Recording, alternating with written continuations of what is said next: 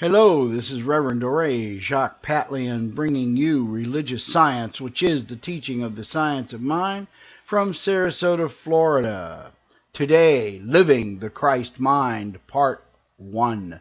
This is Part 1 of a 4-part series, so be sure to stay tuned for the other 3 parts. Have you ever thought about the man that we call Jesus of Nazareth? Thought beyond what you were taught in church or Sunday school? Just how did a poor Jewish boy born into a province that was the backwater of the Roman Empire become perhaps the most transformational human being in history? Just how backward and poor was it? Well, the Romans seriously considered abandoning it and giving it back to these ignorant tribesmen because they didn't see any point in owning it. They thought that little of it. His entire ministry lasted only 18 months. There was no mass communications of any kind, no technology more sophisticated than the chariot, and no means of sending ideas around the world except hand to hand and mouth to mouth. How did this simple rabbi from a town so down at heels that his contemporaries saw it as the worst of the worst become the bringer of light to the Western world and beyond? See, Jesus was from Nazareth. Regardless of what Luke has to say, he wasn't born in Bethlehem. He was born in Nazareth. That's why they call him Jesus of Nazareth. And Nazareth was a slum, basically. It was a real poor, ratty little town. Perhaps he's so famous because he had 4 revolutionary ideas that shook the world and are still shaking it. Why are these ideas? What are they, and why are they so transformational for the world and for our individual lives? Before we begin on this thread, let's get one thing settled. Jesus was a man, born a Jew, he taught as a Jewish rabbi, and died a Jew under the Mosaic law of Judaism. Christ is a title, not a surname. It means the anointed one, or the one consciously at one with the infinite that we call God. It's a title of respect for a great holy man. In Hindi, that title is roughly translated as Mahatma. In Greek, it's Christos. And in Latin, it's Christi. It's a title of reverence and honor. The Christ is a state of mind, a state of being, and a way of life.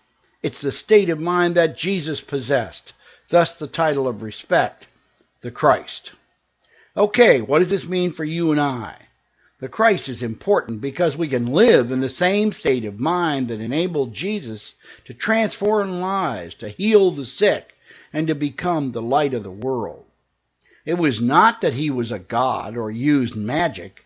It was because he understood that the human mind has powers beyond the understanding of the average man or woman. You know, we use only a small fraction of the potential of our mind. It's estimated about 12 to 14% of our mind is used. We're a bit like the fellow who uses the Cray supercomputer to do his child's homework. We are barely scratching the surface of our mental and spiritual capabilities. Imagine what we're going to be able to do when we learn how. What were these 4 great ideas of Jesus the Master Teacher that rocked the world and are still revolutionary today? Well, the first great idea of the Master was that there was one Creator, one God, who was the God of every human on this planet. Jesus taught us that there was not a God of the Greeks, a God of the Romans, and a God of the Persians, and the God of the Arabs, and the God of the Jews. There was a Creator, a life force that is the cause of all that is. He taught us that there is nothing outside of God, that we live and move and have our being within God itself. We swim within God like a fish swims in the ocean. This universal God idea was a brand new concept that superseded the old tribal God we call Jehovah. The God of Jesus, this God has no sex or gender, is a creator who so loved the world that he created all of us from his own substance, literally from itself. That's a pretty grand idea, isn't it? We're actually created out of the great body of God, which is the universe. The second great idea of the Master was the replacement of an eye for an eye with turn the other cheek. Now, you know, this was a quantum leap in the world's spiritual maturity. It's too bad that we're only now beginning to understand it, and we don't practice it much even today, do we? And yet it is the central theme of Christianity. Anyone who does not practice this really can't call himself a Christian. There is still too much eye for an eye in Christianity, and I believe this would make Jesus weep if he heard it. The genius of the turn the other cheek concept is that it recognizes that by living by an eye for an eye and a tooth for a tooth, it will inevitably leave the world blind and toothless. It begins a cycle of offense and payback that never ends until both sides are dead or exhausted. It's a no-win situation. It's the angry tribal god idea of vengeance and blood feud, rather like the Hatfields and the McCoys of the old Southern legends. They were real people too, by the way, and they fought each other for over 100 years until most of them were killed off.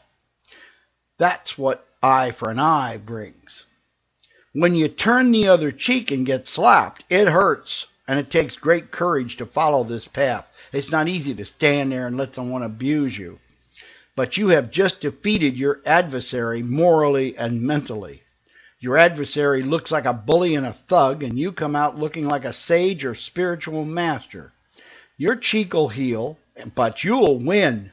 Even the most brutal adversary cannot continue to beat defenseless people without losing all moral authority. We just saw this in the Ukraine, didn't we? Where the corrupt president sent troops and police against the demonstrators and was beating and killing them, and before long he had to flee the country because he came across all over the world as a thug on television everywhere. You see, what happens is you seize the moral and spiritual high ground, and you make your opponent eventually either into a friend or at least neutralize him or her as a threat. Would the civil rights movement have ever succeeded in breaking the iron hold of Jim Crow in the South without the use of turn the other cheek? If Martin Luther King had resorted to violence, we'd still have Jim Crow today, and this country would be in horrible shape. Would India have ever broken the hold of the British Empire without using this same principle? If India had gone to war against Britain, millions would have died, and we might still be fighting the war. Would equality under the law for women or gay people ever have happened without the wise use of turn the other cheek idea of Jesus of Nazareth? I don't think so. I think it's the greatest idea ever put forth to mankind, and it was brand new in 31 AD, the year that Jesus supposedly was crucified. Violence begets violence, and it becomes a self-perpetuating cycle. What you resist will surely persist in your life.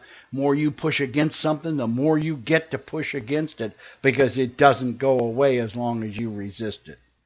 Jesus knew this principle of the Tao very well. I believe he had traveled to the East during that long period from 13 years of age to 31 when he first began his ministry. I don't think he was working in a carpenter shop with Dad somehow or another. Jesus of Nazareth was teaching us to live in the realm of the higher self and to rise above the animal lower self. He was inviting us to become Jacob and leave Esau behind. He was teaching us to go beyond our bloated nothingness, as Emerson called our little egos, and be the magnificent beings we were created to be. He was the bringer of light to a world drenched in blood, vengeance, and darkness. Do we live his teachings perfectly? Most of us don't live them at all, unfortunately, because Christianity has become a religion about a payment of sin debt we never owed and about blood sacrifice on the cross to pay that debt. Jesus didn't come to teach that. He would be appalled by the entire idea. But that's what we've made Christianity into. Therefore, we lost the teachings of the Christ. It's become all about the man Jesus and nothing about the Christ. And so we need to reclaim the idea of turn the other cheek, the idea of a universal God, a creator God for all humanity. This next post, we'll examine the last two revolutionary ideas of the Christ, and we'll then talk about how we can apply them in our daily lives. Stay tuned by subscribing to this blog. It's free, or this podcast. Click on the subscription link at the top of the right-hand column. If you want to know more about religious science and the teaching of the science of mind, log on to csl.org and maybe plan a visit to the Center for Spiritual Living nearest you. That's what we call our churches. And until we're together again, I want you to be well, be happy, and I want you to think only of the good, because as you think, so you are. Until then, bye-bye for now.